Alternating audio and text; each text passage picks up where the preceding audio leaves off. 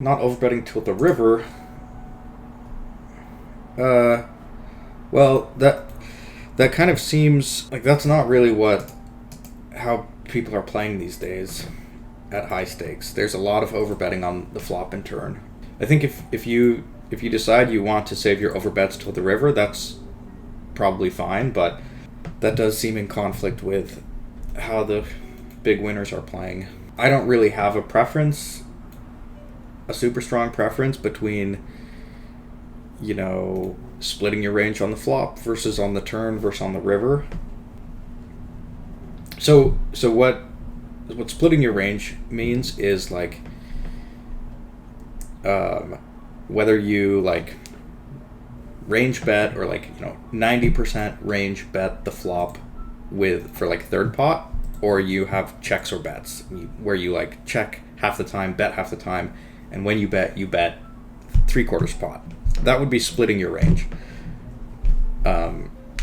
So in the scenario where you bet less often, on the flop, your range, going into the turn, your range now has two branches. You have your checking range and you have your betting range.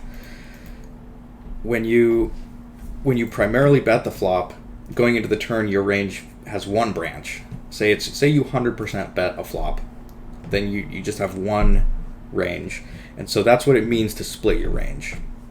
So,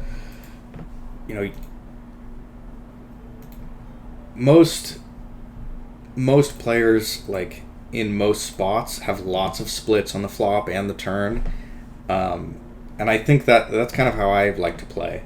I like to split my range on all three streets and just play a huge game tree. I don't think it's as hard as it sounds. I do strive for some balance, and I think it's important to have bluffs and value bets, but I don't think it's super important to make an incredibly robust strategy. I mean, for one thing, I'm playing anonymous, but even if I was playing with usernames, if I wasn't playing massive volume against nosebleeds players, I wouldn't be worried about, playing a super consistent, robust strategy. I don't really agree with 713 Dream about this one. I like using multiple sizes on cards. I think there's a lot of spots where you want to have a range for top pair and good second pair and some bluffs, and you also want a range for two pair plus and some bluffs, and I think it's pretty good to have a size designated for each of those. Okay, so the thing about the more you bet, the larger size you bet, the more bluffs you're allowed to have. This is a pretty convoluted topic, and it's very easy to misunderstand what that means, and it's also very counterintuitive. He's right about that, but it's a very kind of specific situation he's talking about, where you're up against a range of bluff catchers. It's basically a scenario where you can't get called by nut value.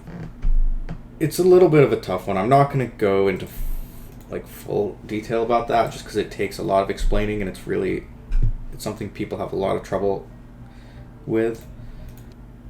I think one key about that topic that a lot of people miss is you still never have more than 50% of bluffs, because then your opponent can just call all their bluff catchers and auto profit. So even if you're betting a massive size, you still never have more than half bluffs.